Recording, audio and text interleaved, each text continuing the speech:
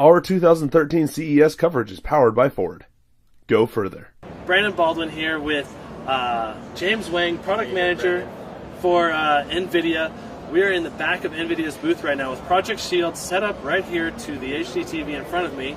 And why don't you tell us a little bit about this device? It's Tegra 4. Tell me a little bit about that to start with. You know, Tegra 4 is our latest mobile processor. It is easily the fastest processor we've ever built. 6 times the graphics horsepower of Tegra 3, so it's a huge feat. You know, for the launch of this processor, we thought the best vehicle is on our own handheld gaming device here, and we call it Project Shield. That's the code name. Very powerful graphics. It powers a 5-inch screen that's 720p, so very high resolution, but also very high pixel density, so you can get really crisp graphics. Excellent.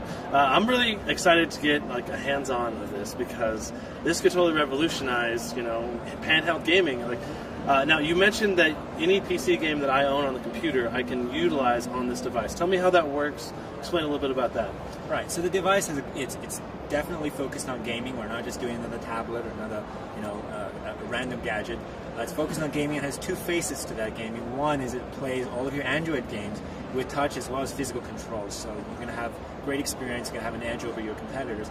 And the second part, which is very exciting for PC gamers, is if you own a large library of PC games, you can stream those games over using our GeForce graphics cards to this device. So what will happen is, as the game is rendered on the PC, it will get encoded using our really fast H.264 encoder. This is a hardware encoder on all the Kepler GPUs, and it will get beamed over Wi-Fi to the Shield portable handheld device. So you can play Battlefield 3 on your couch, you can play Skyrim in bed, you know, sky's the limit.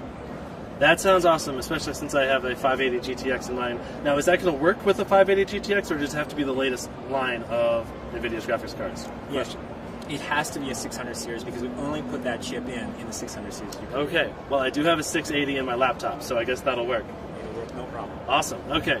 So, talk to me about the battery life on this guy. You know, they're going to be obviously portable handheld gaming. If you don't have good battery life, it's going to suffer. So, tell me a little bit about that. We built a very extensive, I think, 3 batteries separately into this device, and the way we've laid it out is we've put it in the handles, so you get the nice weight balance in the middle of your palms instead of having it kind of heavy to lift. So it's very comfortable. When you're playing Android games, you're going to get, you know, anywhere between 5 to 10 hours of battery life. We're still tweaking that. When you're playing PC games, it's even better because all the heavy lifting has been done on the PC. All you have to do here is decode the video stream. So 20 hours of battery life, no problem. That's incredible, actually. I really like that. So obviously all the normal Android apps are going to work on it, and then additionally you're going to be able to play your PC games, and that's just awesome.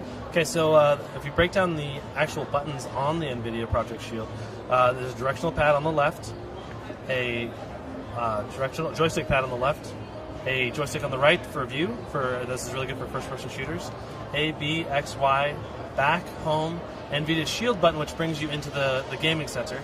Start, volume, and then on the back here we've got pressure-sensitive triggers along with shoulder buttons.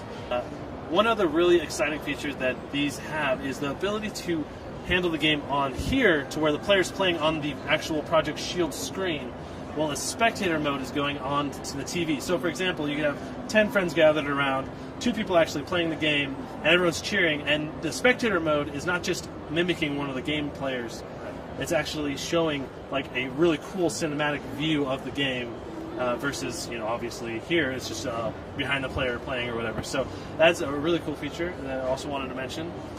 Now why don't you go ahead and show us what it's like to play a PC game on Project Shield. No worries.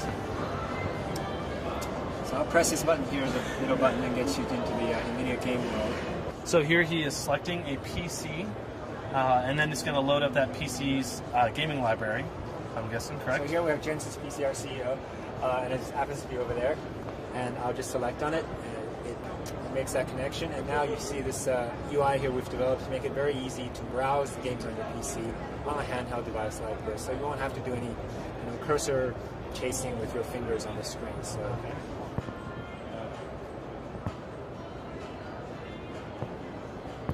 Okay, so we're loading Most Wanted from the desktop right now onto the NVIDIA Project Shield right here. And we're going to go ahead and try to get it up and running. Those gorgeous, those graphics obviously are significantly better than you're going to get with just a mobile device right now. This is a full desktop graphics card powering this. We also spent a lot of time developing these speakers. These are custom built, and these ports here actually provide really good bass frequency. So once you crank it up, it's going to be really nice.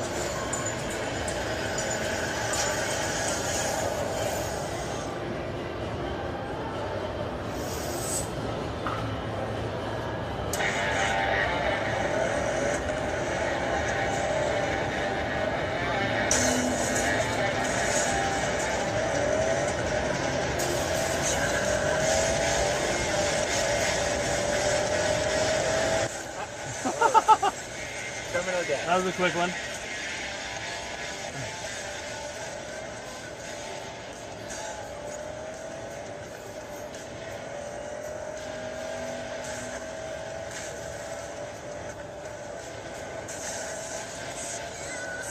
I've always wanted to do this. In real life? Oh, snap. Want to give it a try? Yeah, absolutely. I'll let you hold that. Okay, so trigger goes, obviously. Now, is there a way to get first-person view? There we go. Here we go. So I drive a lot better with this view. Oh, crap.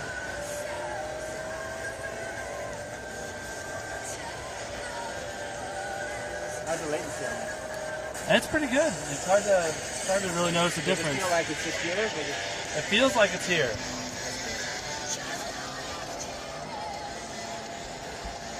Oh, we ran into the wall.